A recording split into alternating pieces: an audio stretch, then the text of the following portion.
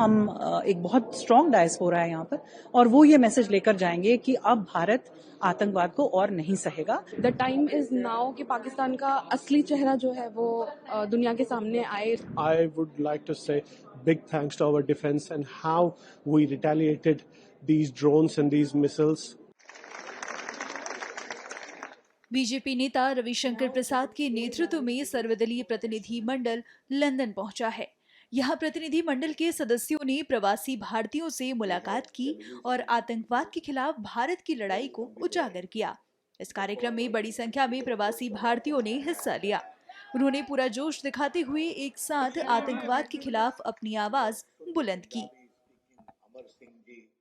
कि जो आज का सेशन था ऑल पार्टी डेलीगेशन का बहुत ही बढ़िया रहा। डायस्पोरा भी बहुत बड़ी संख्या में आई थी। मुझे नहीं लगता कि इतनी बड़ी संख्या में मैंने किसी भी इवेंट के लिए देखा है और शायद ये यही दर्शाता है कि कितना लोगों में एक दुख भी है जो पहलगाम टेररिस्ट अटैक हुआ और उसके बाद एक तरह का जोश भी है क्योंकि जो हमने उस पहलगाम टेररिस्ट अटैक के बाद जो एस्केलेशन प्रिसाइज जो देखी हमने भारत की तरफ से उसके लिए लोगों में जोश भी है। वो चाहते हैं कि टेररिज्म का आतंकवाद का भारत जवाब दे और ये डेलीगेशन से हमें वो सारी डिटेल्स मिली जिसको लेके हम आगे जो यहाँ का ब्रिटिश समाज है वहां जा सकते हैं और ये चीजें उनको बता सकते हैं कि क्या भारत में 7 दशकों से जो आतंकवाद चल रहा है। और मैं खुद जम्मू कश्मीर से हूँ।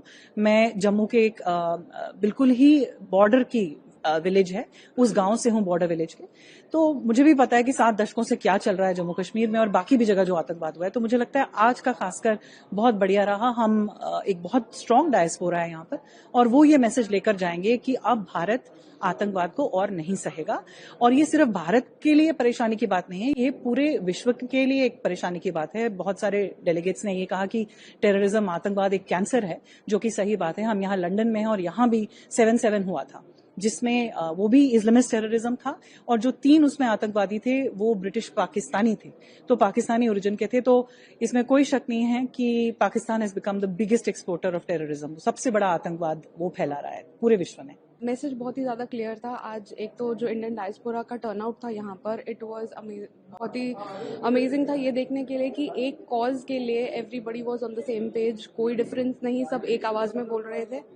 और दूसरी चीज़, यहाँ से जो मैसेज लेके जाएंगे बहुत क्लियरली एवरी सिंगल प्रेजेंटेशन जो हमारी पार्लियामेंट के जो मेंबर्स हैं उन्होंने एक आवाज़ में, सबका एक ही मैसेज था कि द टाइम इज़ नाउ कि पाकिस्तान का असली चेहरा जो है वो दुनिया के सामने आए। जो वो डबल फेस उनका जो एजेंडा है, जो डबल फेस एजेंडा है उनका, दुनिया के सामने कुछ और अपने ही पड़ोसियों के साथ जो वो कर रहे हैं, it is going to come out, it is already out, everybody is saying and it's important that जो भी यहाँ पर आए हैं, जो भी इन्होंने आज सुना है सबको बोलते हुए, इट्स इम्पॉर्टेंट कि वो मैसेज वो सब तक लेकर जाएं।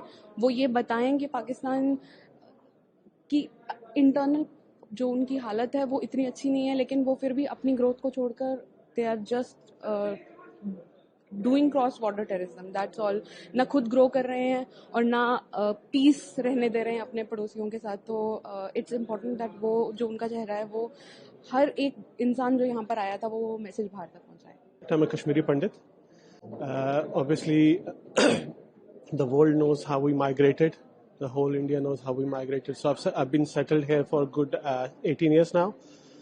And as we know why we are here, and the delegation, what they delivered today, the message, and this is what we have been delivering as well across the community since the operation began, and since the terrorist attack actually started. Because we know what we have suffered. We have been part of this terrorism, how we suffered. Early 90s, we migrated from our own towns, our own cities.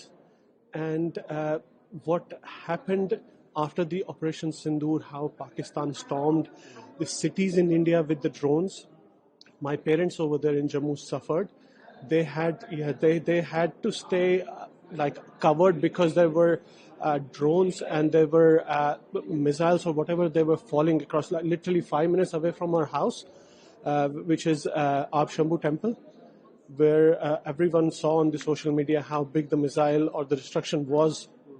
And elderly parents, they suffered because of that. So we were frightened, like how long it's going to happen. But thanks to our defense. I would like to say big thanks to our defense and how we retaliated these drones and these missiles from the border that were coming, Pakistan that were coming, and the missiles and these drones which were identified were Chinese and Turkish drones. This tells the world who is with Pakistan and who is with India, and how India is strong enough to defend such terror or military activities as well.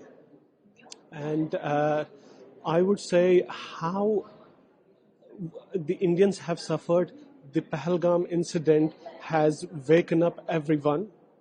Terrorist attacks have happened in the past, but under the leadership of Narendra Modi ji, I would say the whole nation has stood up as one, and the country is standing still together.